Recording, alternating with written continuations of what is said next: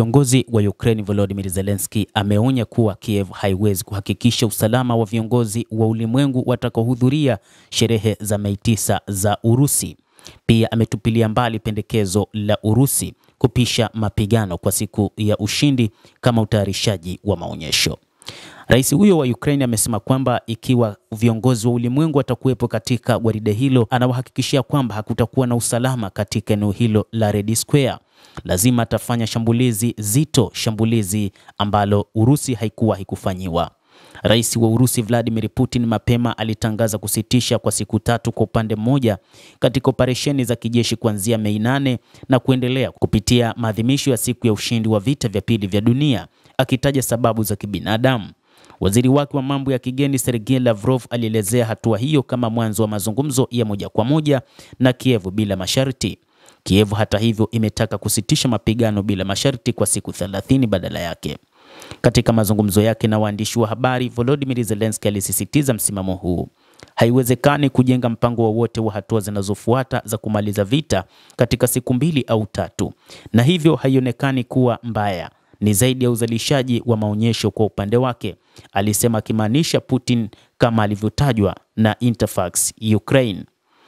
Hata hivyo, rais huyo wa Ukraine mpango wake ni kuona kwamba gwaride hilo halifanyiki, lakini pia ni vitisho ambavyo anavionyesha wakati huu kwa Urusi, akimaanisha kwamba naye ana nguvu za kufanya lolote. Zaidi, bwana Volodymyr Zelensky anasema hakuna mtu atamsaidia Putin kucheza mchezo huu ili kumpa hali laini ya kutoroka kutokana na kutengwa mnamo Mei 9 na kufanya kila mtu ajisikie vizuri na usalama.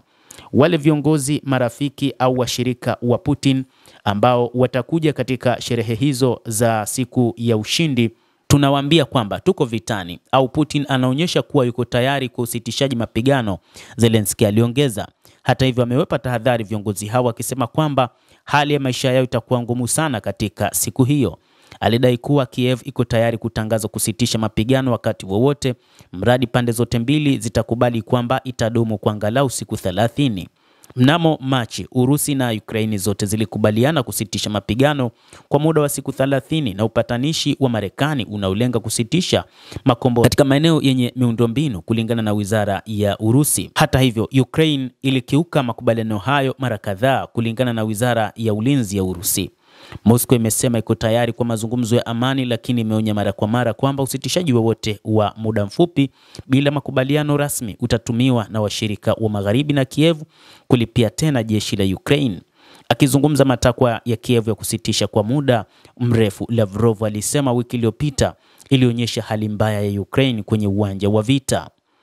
Basi mtazamaji, endelea kutufuatilia, lakini miongoni mwa taarifa ambazo tunazo ni kile ambacho amekieleza rais wa Ukraine Volodymyr Zelensky kwamba atafanya shambulizi zito katika siku ya sherehe za ushindi za Urusi, na serikali ya Urusi imetoa mwaliko kwa viongozi kadhaa wa ulimwengu kuhudhuria sherehe hiyo ya siku ya Urusi huko Moscow, akiwemo viongozi kutoka nchini China, India, Brazil, Venezuela, Vietnam na maeneo mengine katika ulimwengu, ikiwa ni pamoja na Slovakia na Serbia. Endelea kuwa nasi na usisahau kulike, kucomment na kusubscribe channel hii. Mimi ni Adam Hussein, endelea kuwa nasi wakati wote.